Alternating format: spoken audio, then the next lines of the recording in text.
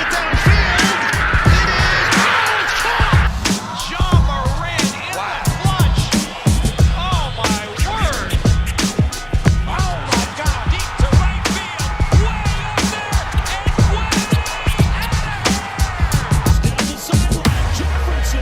Another huge run. Jalen Red broke tackle. Stayed on his feet.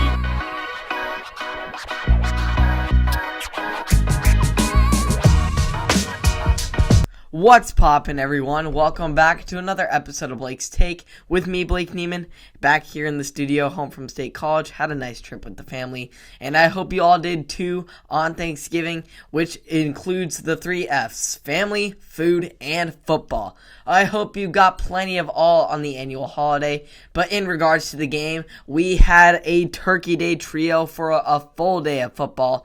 As usual, the day got kicked off at none other than Ford Field, with the Lions looking to get their first win of the season on the day that they rule, with 82 consecutive appearances on Thanksgiving Day, more than any other team in league history.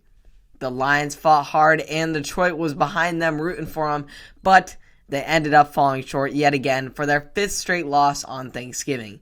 As usual, the penalties killed the Lions with 6 holding penalties, with 10 in total in the game.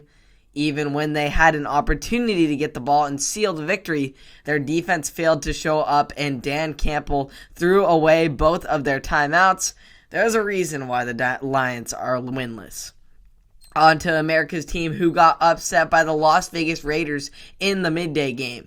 Despite all the Raiders have been through this season, they managed to pull out a win in Dallas with some big production out of their midseason pickup in Deshaun Jackson, making 102 yards out of just 3 catches along with a touchdown.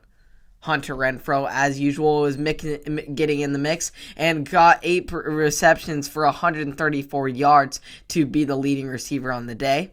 This all doesn't happen, though, without Derek Carr, who looked his best in weeks with an 82% completion rate for 373 yards and a touchdown. Despite the ability that the Cowboys have to have the next man up in the absence of Amari Cooper and CeeDee Lamb, with breakout performances by Michael Gallup and Cedric Wilson, the solid defense failed this week.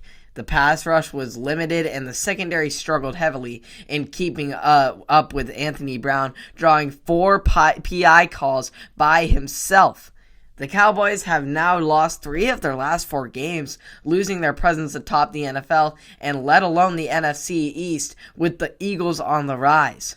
We'll see if they can get back on track, or if they will continue to slide out of contention like they all so often do.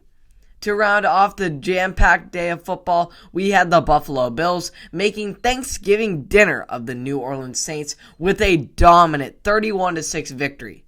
Despite forcing some passes early on, Josh Allen was able to find his rhythm and room for all the gifts for the Saints secondary that they gave him, with many connections to Stephon Diggs, including a filthy route on the goal line that was very impressive. Defensively, the Bills were just as dominant, holding the Saints to just 6 points despite their loss of one of their anchors in Tre'Davious White.